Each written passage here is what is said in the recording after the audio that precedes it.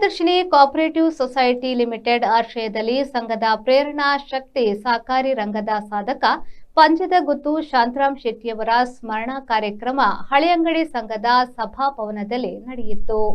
ಕಾರ್ಯಕ್ರಮಕ್ಕೆ ಮುಖ್ಯ ಅತಿಥಿಯಾಗಿ ಭಾಗವಹಿಸಿ ಮಾತನಾಡಿದ ಪಂಜ ಕೋಯಿಕುಡೆ ಶ್ರೀ ವಿಠೋಬ ಭಜನಾ ಮಂದಿರದ ಮಾಜಿ ಅಧ್ಯಕ್ಷ ಪ್ರಶಸ್ತಿ ಪುರಸ್ಕೃತ ಕೃಷಿಕ ಪಂಜ ಬೈಲುಗುತ್ತು ಸತೀಶ್ ಶೆಟ್ಟಿಯವರು ಸಮಾಜ ಸೇವಕರಾಗಿದ್ದ ಪಂಜದಗುತ್ತು ದಿವಂಗತ ಶಾಂತರಾಮ್ ಶೆಟ್ಟಿಯವರ ದೂರದೃಷ್ಟಿ ಸ್ಮರಣೀಯ. ಅವರ ಆದರ್ಶ ಇಂದಿನ ಯುವಕರಿಗೆ ಮಾದರಿ ಎಂದರು.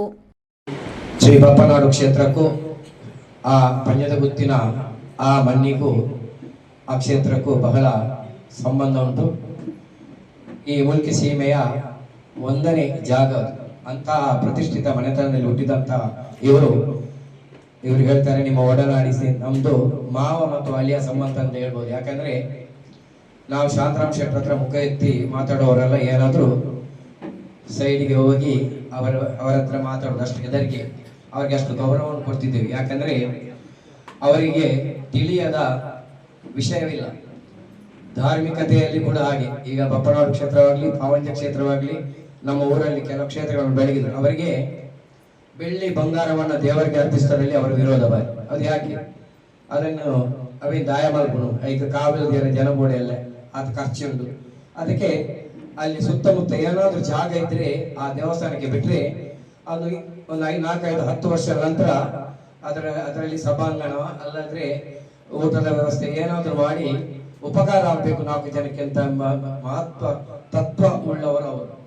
ಸೊಸೈಟಿ ಅಧ್ಯಕ್ಷ ಎಚ್ ವಸಂತ್ ಬೇರ್ನಾಡ್ ಹಳೆಯಂಗಡಿ ಅಧ್ಯಕ್ಷತೆಯನ್ನು ವಹಿಸಿ ಪ್ರಾಸ್ತಾವಿಕ ಮಾತುಗಳನ್ನಾಡಿದ್ರು.